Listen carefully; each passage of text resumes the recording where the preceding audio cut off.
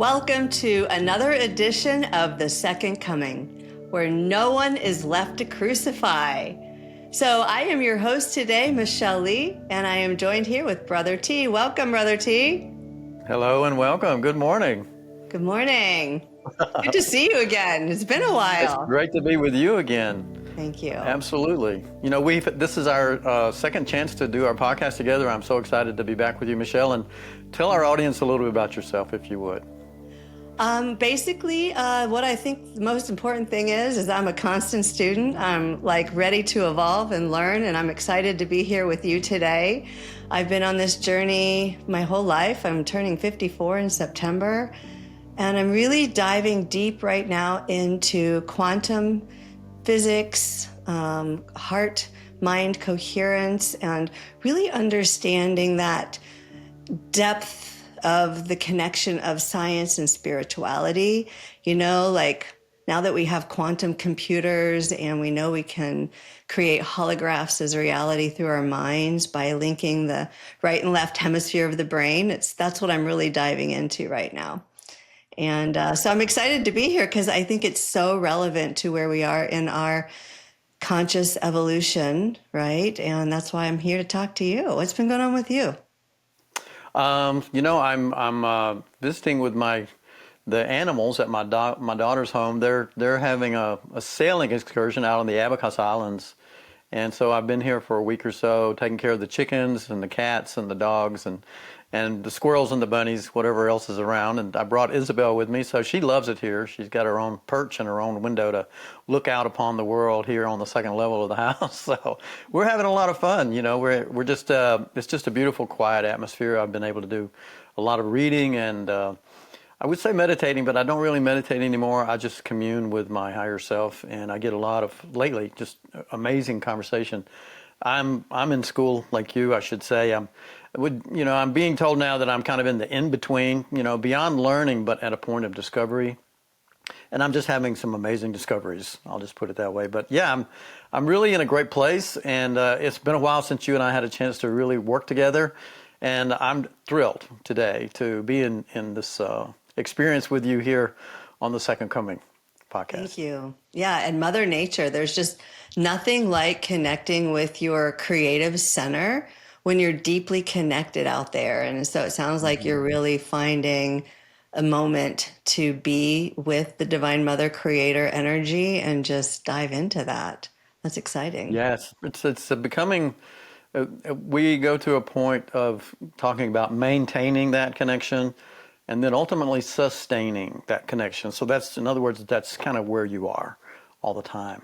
I'm not there, but I'm definitely having longer periods of being able to maintain the communion and unity with my true self, and the conversations and the enlightenment is phenomenal for me. I get to, like I have a private audience with Christ, and it's pretty amazing. And I'm hopefully sharing more of it now with our community here at True Thought Spiritual Community. And speaking of that, if someone wants to join our mailing list, you can find us at truethought.us, and it's just a simple form that you fill out, share your name and email address, and you'll get a weekly email. And if you want to join us on our daily emails and our podcast and things like that, you can find us on YouTube at True Thought Spiritual Community. That's TTSC.TV. TTSC.TV. And you can also find us at truethought.org, and that'll take you to our community website, which is called Substack. And I know you're familiar with Substack a little bit too, Michelle. And that's just a great place for us to curate all of our content, our videos and emails and the writings that I do. And I'm doing more writing than ever too, so I'm really kind of excited about kind of where I'm at. And we're using the technology best we can, but these are the simple ways right now that we're communicating with our audience. And again, one last comment is that if you want to support our community, it's easy. Just go to support.truethought.org, and we appreciate it. Well, all that to say, I'm back with you. And now, normally, Michelle, what Jason normally does is he brings a question. So, but you're the host today, so you get to decide how we go forward and what would you like to do today?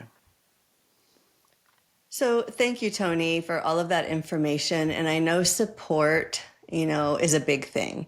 It's a big part of the spiritual community, knowing how we will always be supported and having that faith, right? I think that's interesting. I know you have had, your faith tested of how am I going to be supported? How do I know that I'm on that right path?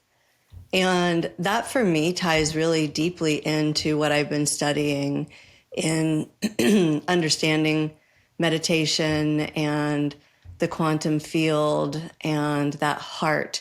The heart is a quantum energy, right? And so you've had such beautiful faith and practices to know that you're always going to be provided for. Part of it now is connecting with your divine nature.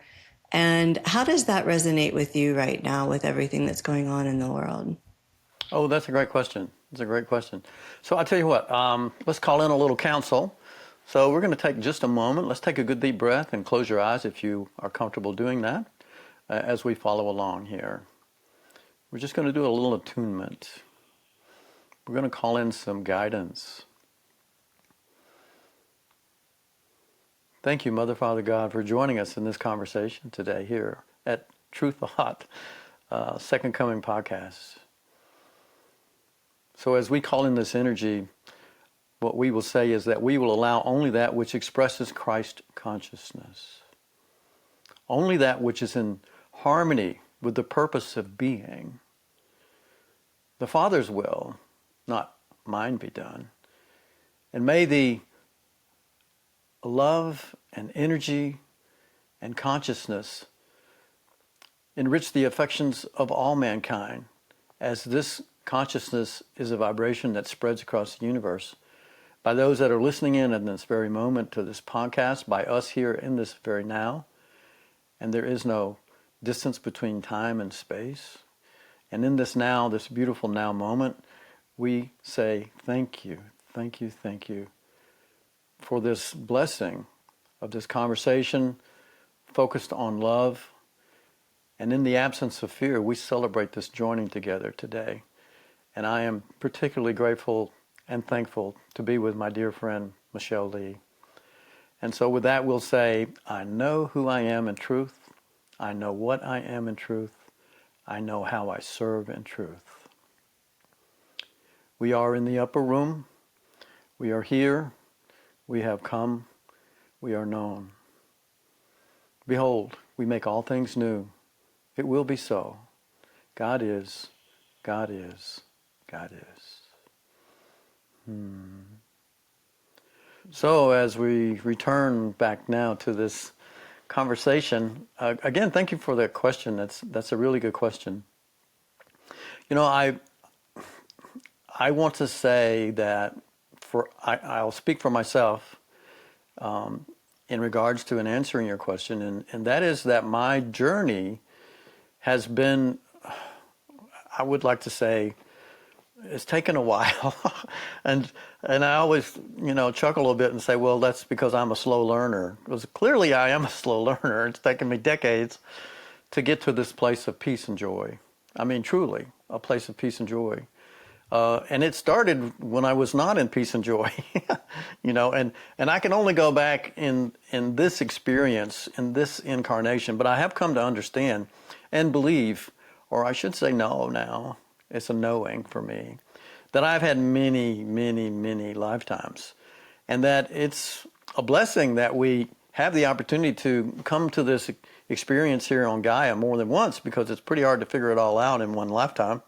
And I've been around for about 7 decades already. And by the way, congratulations on your upcoming birthday this year, Michelle. Thank you. Yeah.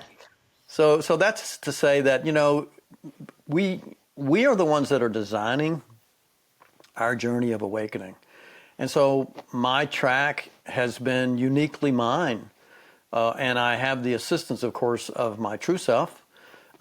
We could call that my soul, if you want to use that interpretation, which is perfectly fine. And that I'm being guided, even before I came into this incarnation now, I've come to understand that I don't think our relationship, Michelle, is an accident. I think we probably had a contract before we came into our incarnation that, oh, well, if things go this way, then maybe we'll get a chance to meet up and we'll be doing this kind of thing, you know. And what is this thing that we're doing really? We're actually both, I think, really dedicated to helping other people find their way, right? And so you are an open portal, one way for people to approach this pathway. I'm an open portal for another way for people to come onto this pathway. And the pathway is the same for everybody, but the trailheads are many, right? And we are all literally a part of this thing, literally called the second coming. But for me, it's been the last journey, I should say, that the intentional part of my journey to awakening has been about 3 decades now. About 30 years long. I started about 30 years ago. And first I started with Buddhism, and that's where I started realizing that I was incarnating. The next thing you know, I started really becoming obsessed with the idea, how do I get off the planet if I'm incarnating? How do you get off the planet? And then that's when this book called A Course in Miracles came to my life, and I've shared this story with you. I'm Michelle, I know, but maybe there's somebody listening today that hasn't heard that story. And A Course in Miracles came to my life about 20 years ago now. And then I just became obsessed with that, and that was really, A Course in Miracles is where Jesus was channeling through Helen Schachtman and teaching us about the truth of who we are and our purpose here. And all this stuff starts becoming elucidated by the pathway and the course that we choose.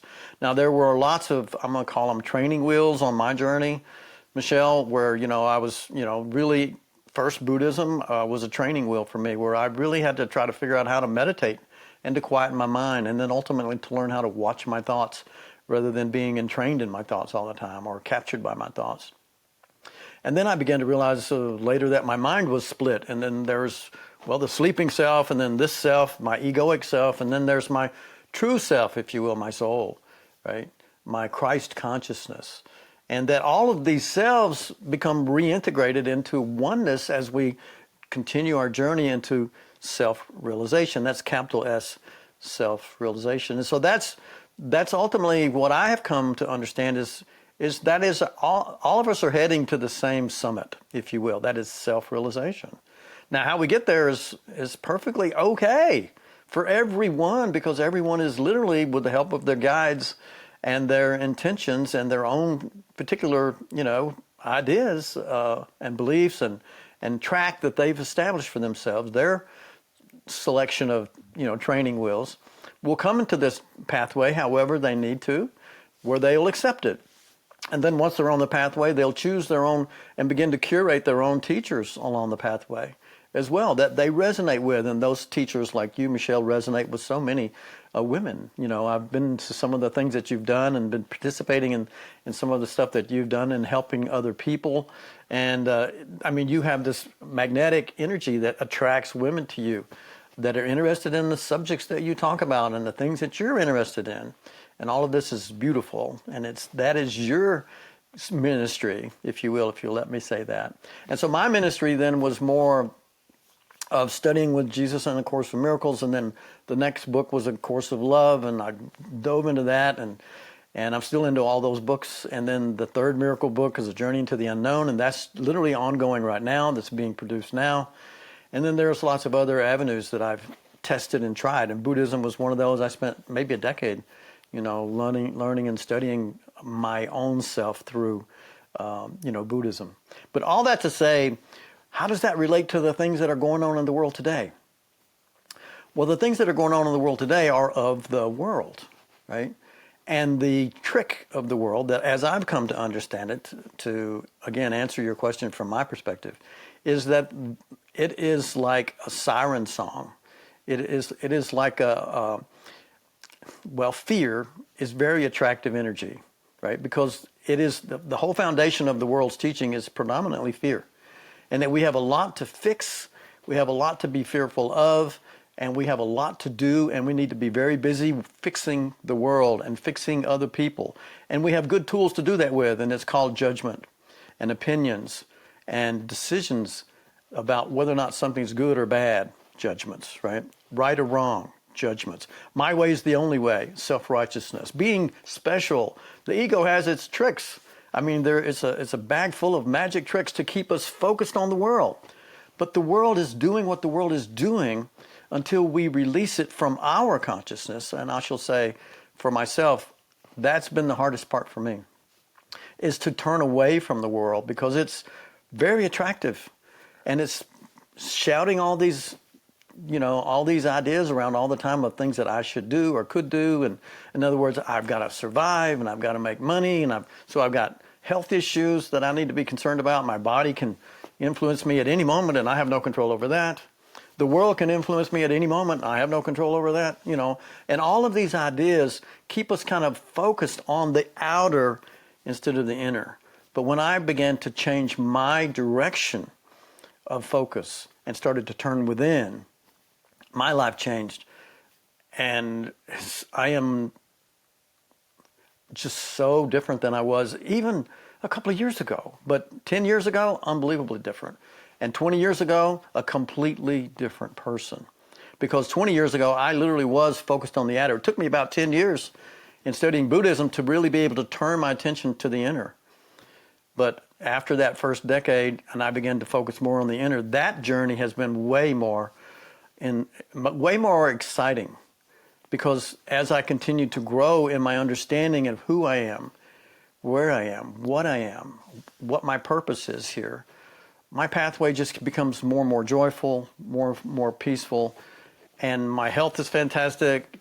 Love is regenerative. And by the way, all of this is a shift from the outer, which is a focus on fear, to the inner, which is a focus on love. And you can't be in those two dimensions at the same time. You can't be in fear and love at the same time. So I'm going around all over the place here, but I just want to say that's kind of where I'm at with the outer. I'm just going to let it do what it does. And it's not mine to fix anymore. Mine is to fix me. And if I can become Christ in form, the second coming, think about that. Jesus was the first coming, he says. I came to show you the path, right? I am the light, I am the truth, I am the way. And that truth is the way. And he says, and he teaches us now that the truth is there's only the truth is true, right? And all the ideas of the world are about separation. And all of the ideas of love are about union and joining. And we join together in form as we begin to let love attract us into those vibrational frequencies. But we also join together in mind as we let love attract us to those frequencies. And I'm kind of there now. I love people. I love everyone. And I want to be the best and most loving and compassionate person I can be to the outer world, people in my life. But I've also become quite isolated, and I'm spending a lot of time loving the inner. And I have a relationship now with different selves, parts of myself, my Christ consciousness, and Jesus, and God, of course. And I can also reach other people in my life through that higher level of consciousness that we all have as a part of us. So, wow, I'm going around all over the place here, but I'm going to stop talking, Michelle, and say, okay, what do you think about all of that? I think it really correlates a lot to my teachings and my understandings. You talk about that self-acceptance, and you talk about the time that evolution kind of really started happening for you. And it goes in direct correspondence with, I teach like the chakras, the development. The root chakra is from 1 to 7, your sacral from 7 to 14, your solar, which is your ego, from 14 to 21. And you think about how you develop as a child, right? So your crown chakra isn't even fully developed until you're 48. So the fact that we have to go through all of these life experiences to get us to finally be like letting go of our inner judgments is pretty normal. And what I love today, what I'm seeing today, is it's like our children have already moved through that very quickly. It's like we're not putting as much limitations on the children and boxing them in their thoughts and their ways as much and letting them naturally develop. And it is a big shift I'm seeing where they are learning to let go of all that stuff sooner and starting to live from a place of love and acceptance because they've truly accepted themselves. And I think that's what I kind of heard you saying there. Oh, indeed. And I will add this. Because we are reincarnating, there's no loss in God. So whatever level of consciousness you've attained in a prior life is kind of where you set the stage to re-enter into the next incarnation. And I recently, just a case in point, saw this young boy. I think he was 11 years old, right? And he was playing rock guitar, music that was 20, 30 years ago. And he was mimicking one of the greatest, artists of all, rock and roll artists of all time. This kid was 11 years old, and he was playing every note unbelievably, dancing across the stage in this. I mean, it was like, how can you say that this isn't a reincarnation? I mean, you just can't, right? And then I want to add one more thing that you may not have, I don't know that we've ever talked about this, but I'll share it with you. And this came through in a Journey into the Unknown. This is the third series of miracles books that's still coming forth right now. And anyway, in this teaching, what God is teaching us, and it's all God, everything's God, but God comes through Jesus, God comes through Buddha, God comes through you, God comes through me, kind of thing, right? But anyway, what's coming through in this teaching is that fear has had such an impact on the world. This is a premier planet. It's not the only one, but it's one that a lot of people like to choose for their incarnation because it really is a phenomenal place to be, right? It's beautiful here. The planet is fantastic, and what a great place to be. And fear, however, has been used by God as a catalyst to get us to wake up from the illusion of separation. And when things just get terrible, you kind of come to yourself and you realize, I don't want to live like that, and you become a different person. And that was the story, my story, right? I mean, I didn't want to seek out money was my God. I mean, that was my idol. If I got more money than anybody, I'll be the happiest person on the planet. Well, bullshit, but that's what I really believed for a while, and that's the track I was on. So the point of all that is to say that fear has become I'll put it this way, this is my words, too strong on the planet, to the point that it's hard for people that are wanting to find their way to enlightenment to do so, or people that want to reach the next level of love. And this is a love planet. This is not a fear planet. And so Spirit has made a decision that if people are not at the median level of consciousness of this planet, when they pass away, when they transition, they will not be allowed to come back to this planet. Now think about that. That means that they're going to go to another planet. That's not a punishment, but the way the universe works is everything balances out. In other words, it's like karma. People talk about karma all the time, right? So it's like, okay, if I do something against somebody, I'm really bringing that same energy right back to myself. And the same thing here in the sense that if people are going to be focused only on harming others, taking advantage of others, seeing themselves above everybody, in other words, not really caring about anybody in the world but themselves, they won't be coming back to this planet. Well, a couple of my friends and I have started talking about, man, I don't want to go to shit planet, man. So I gotta focus on my consciousness. But that is a true thing. That's happening. And so in the next 2 or 3 generations, the whole world's going to change. Think about that. If in the next 3 or 4 generations, no one that's not at least at the middle level of conscious evolution on this planet will be able to come back to this planet, how fast will this planet shift? And this is, again, part of the second coming. What do you think about that? I think that's such an interesting concept because the visions that I had are similar. But basically, it was more of a scientific frequency resonance kind of thing.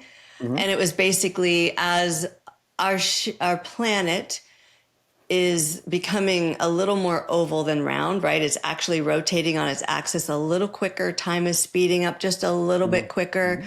And what I could see happening is that consciousness is also a vibration or a frequency of awareness. And if you start measuring that electrically, lower vibrations, lower frequencies, lower densities won't be able to keep up on a higher frequency plane. Mm-hmm. And so I could see where that consciousness level is energetically just a lower frequency, a lower state of awareness.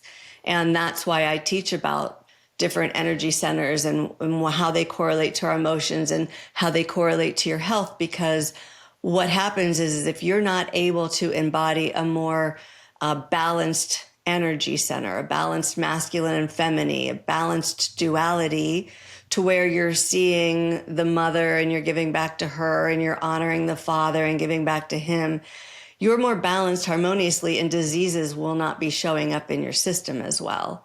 Where if you're more in that do masculine, take egoistic value, then diseases are showing up. And as medicine starts to become more of an energetic frequency healing, your cells won't be able to accept that frequency because they're pushing or rejecting instead of in the receiving frequency. Does that make sense to you?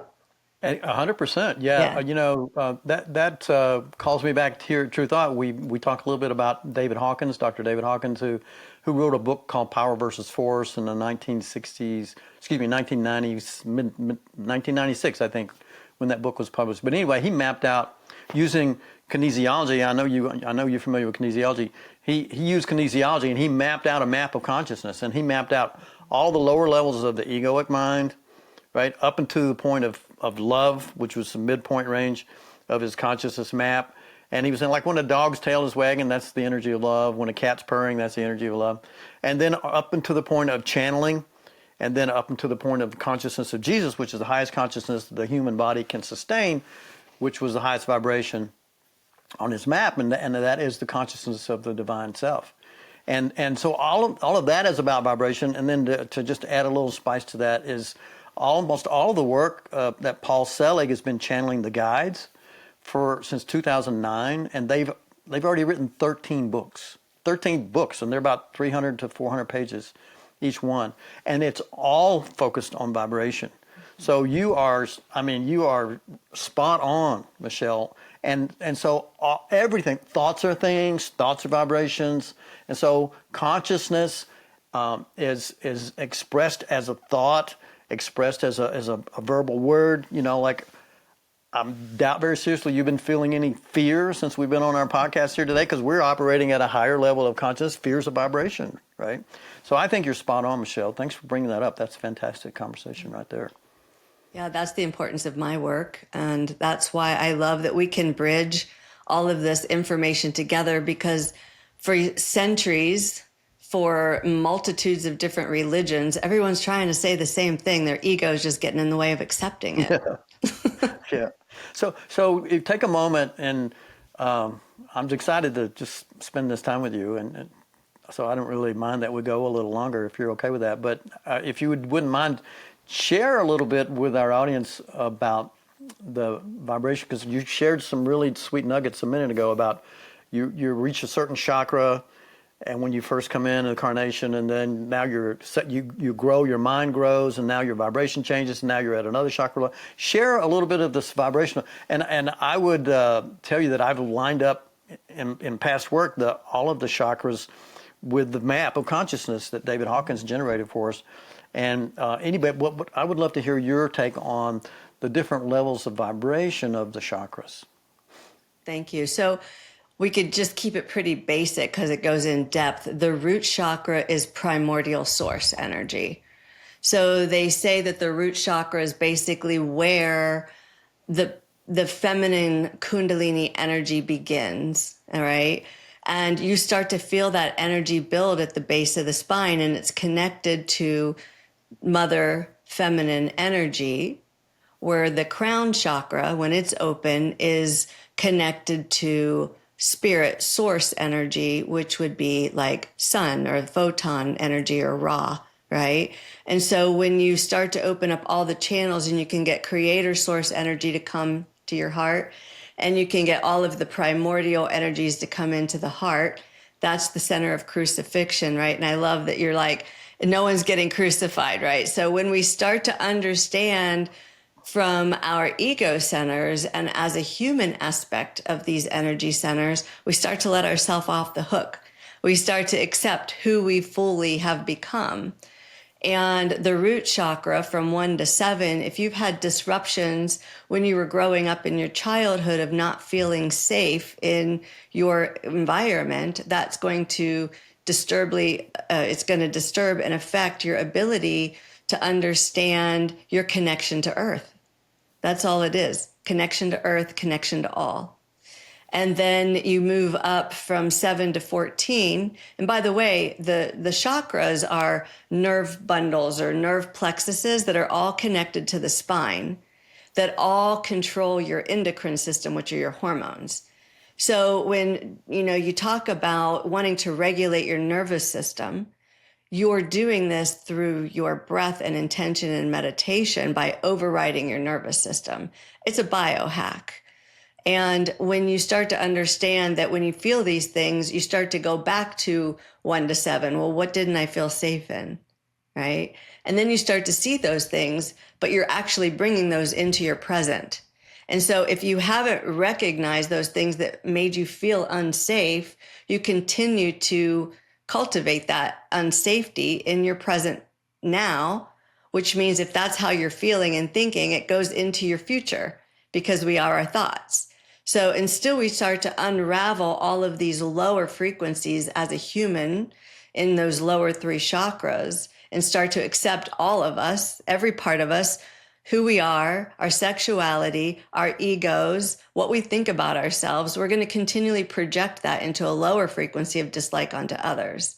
And that's where I start to study the chakras. Once you let all of that stuff dissolve from the ego to your sexuality to feeling safe and grounded here on this planet, then you start to love everyone. And that's when that heart chakra, it's a higher frequency. And that's what they continue to resonate with, the 5th dimension, right? You're no longer the primordial state as a 1-dimensional state. You move up into your 2-dimensional state through your sex, your creation. Your ego is a 3-dimensional state. But as you move up in here, now you're in this 5th dimension, this opening of love and acceptance for all. And then you can start to channel because now you're already grounded. You're not going to be looking at things as a false light because you've purified yourself. So that's all it does, is it purifies your ego so that as you start to channel, you're channeling pure consciousness that's not filtered through ego aspects of yourself that you still believe. I love it. And it's so uniquely miraculous to me, right, that all of these pathways, going back to our earlier conversation, all the different trailheads eventually take us to the same summit. Mm-hmm. We're all gathering on these little summits, but we get these trailheads.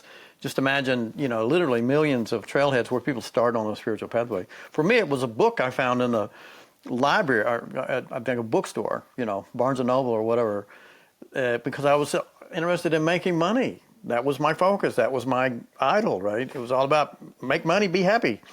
And the book was called A Rich Man's Secret. I'm like, oh, I got to get that. And I pulled it off the shelf without really, the title hooked me.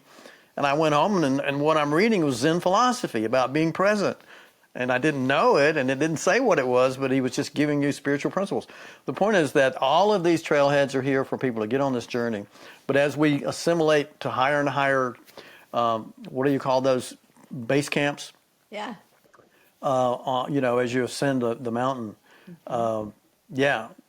you gather with more people on that base camp that are aligned with the way the teaching is working for you and the people that you're attracting, and you'll find those common ideas of beliefs, right, and commitments to ideas that because you're finding yourself in all of this. And so all of these different pathways are using the same love, right? It's love is what it is, expressing at different frequencies.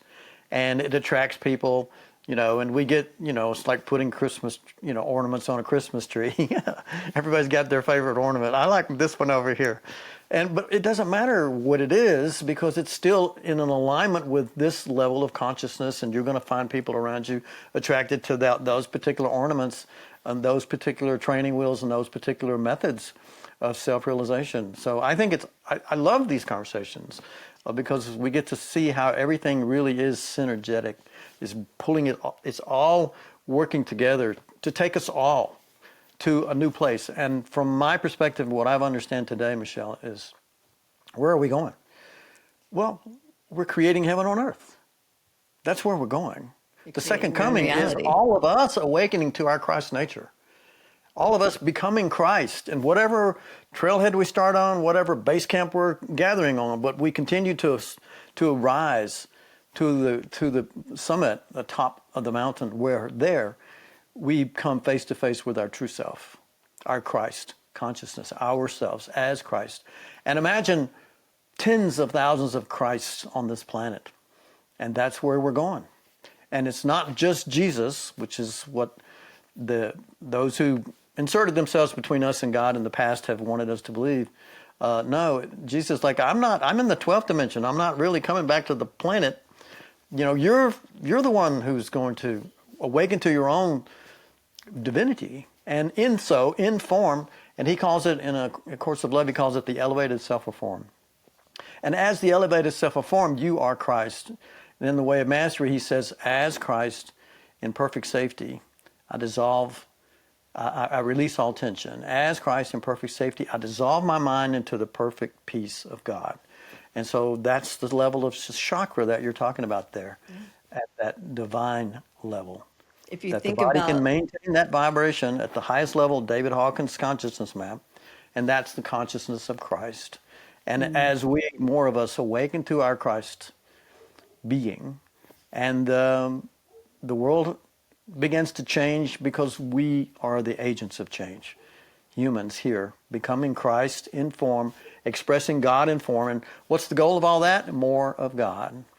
God is always extending himself, herself, through whatever is created to be a higher and higher and a larger and larger, more of God experience for the universe. How about that? I saw a vision of base camps, Yeah. and the base camp of the mountain being your root chakra, your lowest sense of consciousness. And as you continue to move up that mountain, each base camp that you get to, or your chakra, gives you a broader perspective of the whole area, right? Absolutely. So if you Yep. think of, as you ascend up, you see more of the valley, more of the world. Yeah. You just get these broader perspectives of everything. And that's where you took me. I went from the base camp, I'm going up. And as you go up the mountain, it gets harder, right? And most Yep. people are like, I can't do another head. I can't do another trailhead. I just can't do another life lesson. I can't make any changes. I'm just going to stay right where I'm at. I'm not moving. I got food. Yeah. I've got shelter. I don't know what that next base camp's going to be like. That's right. And you can stay there. And Jesus says this in the Course of Miracles. He says, this is a required curriculum. You can't avoid it. The only thing you can do is delay it. Right? And most people are delaying it, right? But I don't think you are, and I know I'm not. Oh, I do want to mention again the indigo children that are coming in. So they're not starting all over again. Every time we transition, we contract who our mom and dad's going to be. What kind of life we're going to. The base. We come back in at the base camp. And I'm liking this. I'm liking this conversation, this analogy. So when we reincarnate, we're coming back in at whatever base camp we achieved in the past life. So we're not starting all over, right? And it's even been said that soon, in the next few generations, that children won't even need to. They'll already know math when as soon as they're born. As soon as they're incarnated, you don't have to teach them math because they'll already know math, right? Crazy stuff, right? Crazy things, and we think it's just one and done. It is no way in hell is it one and done. But this is a continuous evolution and expression of God, and we are a piece of God, and that's our purpose. And I'm just having so much fun talking about this today. Been great conversations. It is indeed. Well, let me say thank you, Michelle, from the bottom of my heart for spending some time with me today, and I'm feeling that same resonance of gratitude from our audience here. At True Thought Spiritual Community, at the Second Coming podcast, of course, and just my goodness, how blessed we are today to be in this energy of love and conversation. And you bring such a wonderful energy to everything that you're involved in, Michelle. And I love you so much. I miss you. I got to come and see you. Thank you. The feeling's mutual. Would you like to any final words you want to share? Just what a great day it's been. And thank you for your wisdom. Thank you for your growth and your commitment to love and serve and help others get through difficult times. You know, there's so many ways to get there. And I just am really grateful that I get to spend some time with you and learn a little bit more today and see other perspectives. And I just hope people will stay open and curious. Oh, they will. You know, pain pushes and Yeah. vision pulls. And so here we share vision. So at this point, my brother Jason would usually say, well, and we'll see you on another episode of The Second Coming. And I'm going to say, what a blessing it's been. Thank you for joining us and staying with us today. And we love you very much. We'll see you in the next episode of The Second Coming. No one left to crucify. Love you, Michelle. We'll see you on another episode of The Second Coming. Okay. I got it.